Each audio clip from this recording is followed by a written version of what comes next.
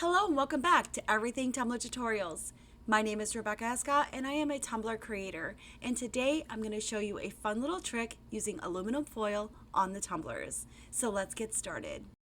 So diving right into this tumbler, I am actually going to do a full wrap using aluminum foil. Now, I've done a tumbler like this before, but it wasn't actually a full wrap. It was more of like a swirl effect. But not to worry, I'll make sure that I have that link down for you in the description below. So basically what we're going to do is just kind of crinkle it up real nice and good. You don't want to roll this into a ball because trying to take it out of that ball is kind of a hot mess. So you just want to wrinkle it up really, really good and being careful when separating it, trying to flatten it out, sort of, kind of. But you obviously are working with foil, so you really want to be careful because otherwise it's going to tear very, very easily. So once I'm happy with the way that I've got my wrinkle and crinkle going on, I'm going to do my sizing the exact same way that I would with vinyl. And I just kind of roll up my tumbler and then cut the width and the height, and there's my measurements. I don't get all crazy with, the measuring tape and being exact. Once we have our size sized out accordingly, for the tumbler size in which you're using, we're just going to use Mod Podge to apply it to the tumbler. You're just going to lather the Mod Podge all over the tumbler and apply the tinfoil, aluminum foil, wrapping it around nice and tight as you can possibly get it.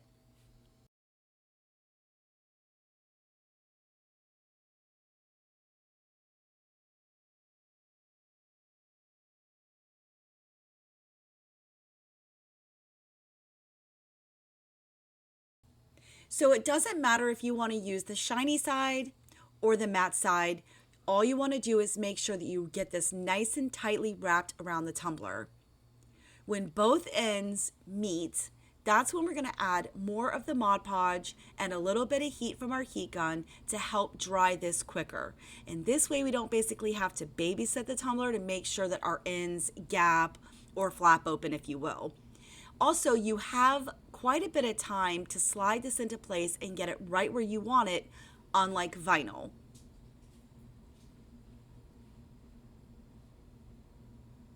So here I'm still squeezing it and pressing pretty firmly, and you'll notice that I'm not messing up the peaks on the aluminum foil, if you will, so I'm not disrupting the design in which I'm trying to achieve.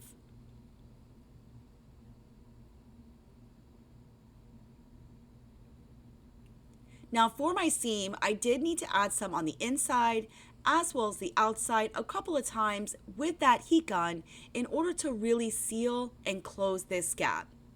Certainly important step because you wouldn't want this to not be nice and tight. You want this to be absolutely sealed before you get ready to spray paint it.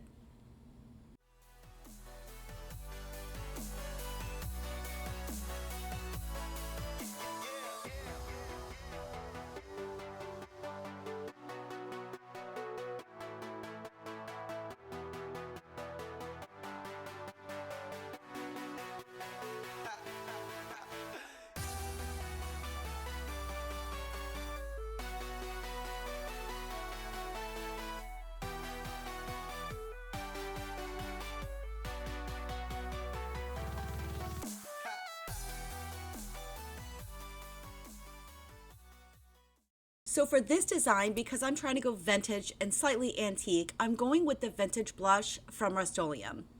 But before I spray paint this, I'm going to go ahead and trim the rim just as I would if I was using vinyl, except that I'm going to be far, far more careful, as again, tinfoil, aluminum foil rips very, very easily. So take your time when doing this step. Once we've trimmed the rim, then I'm ready to go ahead and spray paint the entire tumbler, including the bottom. So once I spray painted the tumbler, I probably only waited about 10 minutes. The spray paint seems to dry very, very quickly on aluminum foil, so I didn't want to wait too long. So I'm using the Mica Powder Gold from AB Designs, as well as my Wet n Wild makeup brush, and I'm just going to dip it right into the mica powder, and then I'm going to dust off all the excess. It's much easier to add on versus take off. So you really want to shake off as much as you can. That way you have a little bit more control, if you will, when placing the mica powder onto the tumbler. When it comes to this step, I also think it's a personal preference, as you can add more or less. You'll notice that the mica powder is really hanging on to what I like to call the peaks of the valleys, if you will. It really is being very profound in those particular sections, which is exactly the goal that we were going for.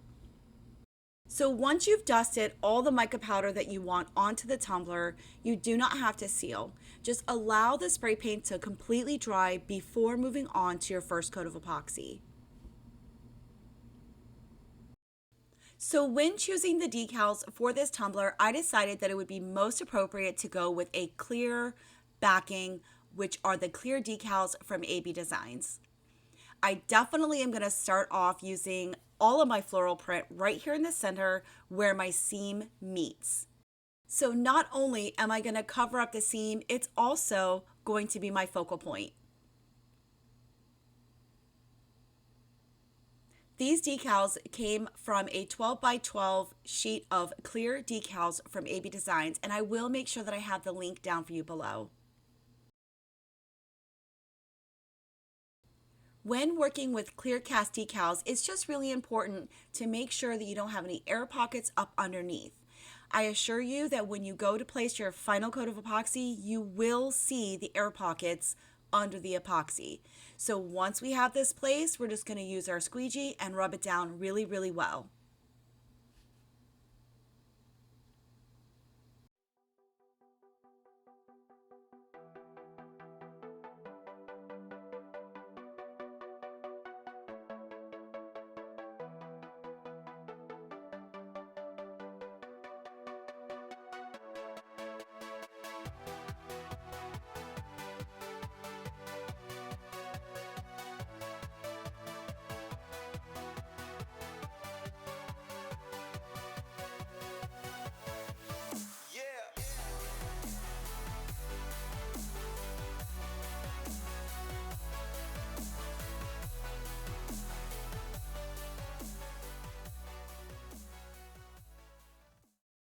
For the saying of this tumbler, I decided to go with something very simple, vintage soul. I thought it was super appropriate and I just loved it. And I'm using for my decal today Tech Wrap Craft Vinyl, the textured gold. I will also make sure that that link is down for you in the description below.